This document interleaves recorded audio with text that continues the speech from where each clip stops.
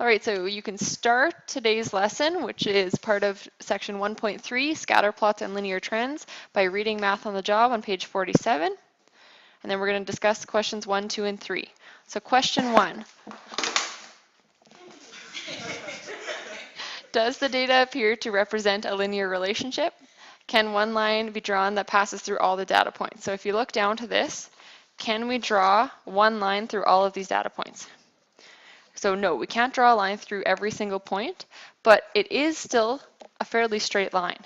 So what can we draw to show this linear? Good.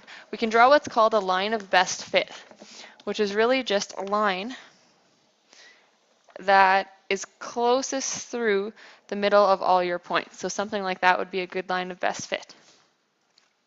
So go ahead with a ruler, try to draw that right now. And that would be the one line that would show us that this is a fairly linear relationship.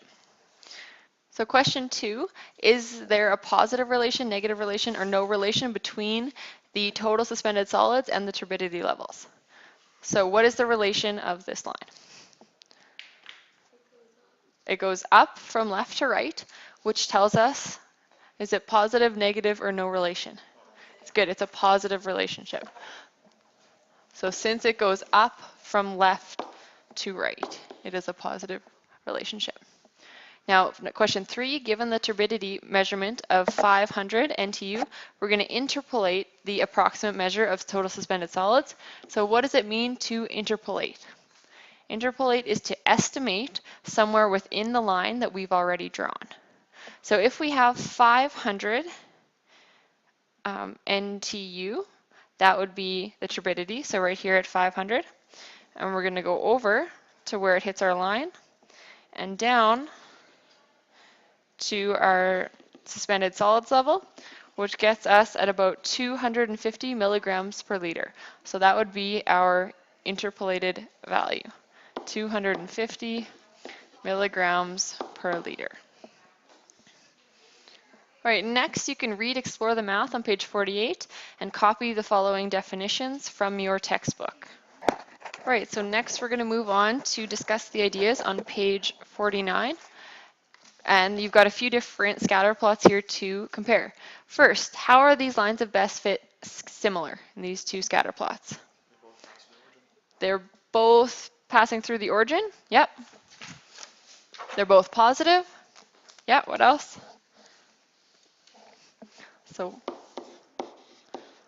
So they're both positive, and they are both direct because they pass through the origin. Okay, good. And then number 2, how are they different?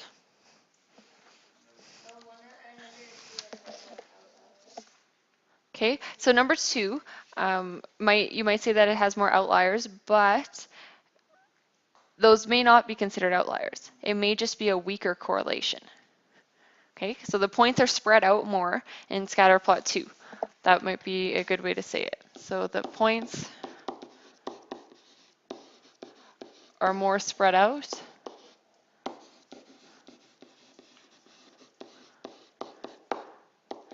In number 2. Okay. So which of these two graphs shows a stronger correlation? Number 1 shows a stronger correlation, good, because all the points are closer to that line of best fit. Then if we look at question 4, which is having to do with scatter plot number 3, describe the strength of the relationship between these variables. So these variables just seem to be kind of everywhere. So what do you think is the relationship? Is it strong or is it weak? Okay, it's so weak that could you even say that there's no correlation? Because is there really a relationship here? No. So this relationship, so number 4, it is so weak that there is no correlation.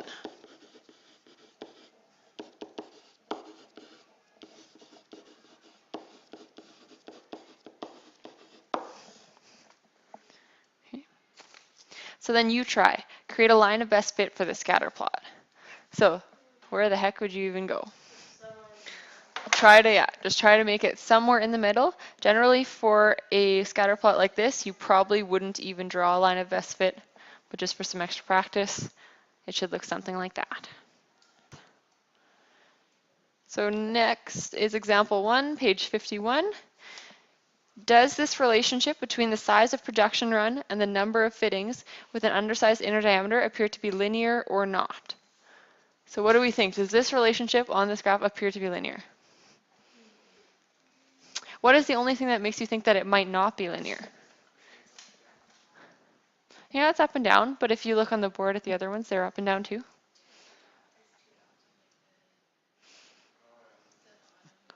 Okay, so we're thinking that this might not be linear because there's a couple dots here that are on the same line. Okay, would it change your mind if I drew a line kind of like this? Is that close to all of the other points? Yes.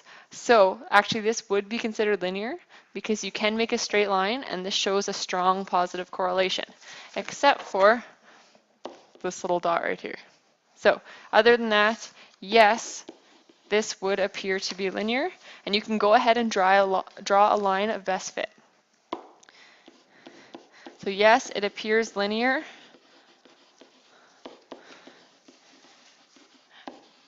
Because you can draw a line of best fit.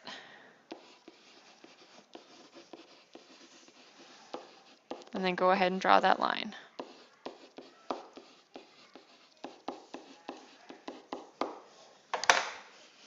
Okay, so then if you look at part B, should a line of best fit pass through the point 0 and 0? Why or why not? So I didn't make mine pass through 0 and 0, but why shouldn't it? Because there's no points by that. So the last points that we have here are around 25. So you think if you had a really small production run, so if you only were making say you're only making 3 fittings, chances are all of those fittings would be made really well. Okay? Usually the smaller the production run, the less chance of error there is. So I would say that no, it wouldn't quite be on the line. Now part C, consider the correlation between the size of production run and the number of fittings with an undersized inner diameter. Does the correlation appear to be weak or strong? So if we look at this, is it weak or is it strong? It's relatively strong. Why?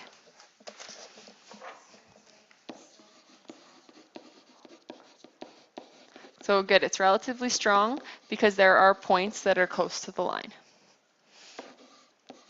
Or because most points are close to the line.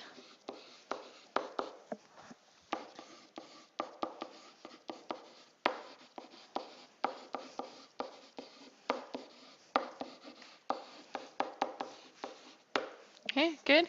Then part D, examine the data for outliers. Why might there be a high number of undersized fittings in one production run? So there is, we already pointed out, there is one outlier, again, at this red arrow. So there's one outlier there.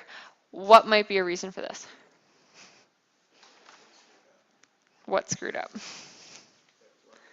So maybe there was a machine malfunction, maybe a worker screwed up on that one run. Okay, so should he include this point if he wants to determine the rejection rate? So no, you actually wouldn't include that because that was just a chance that something must have went wrong, but normally they weren't like that.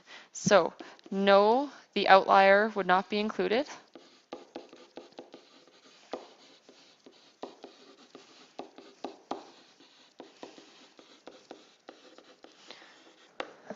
And it could be caused from a machine malfunction or machine/worker malfunction, we can put.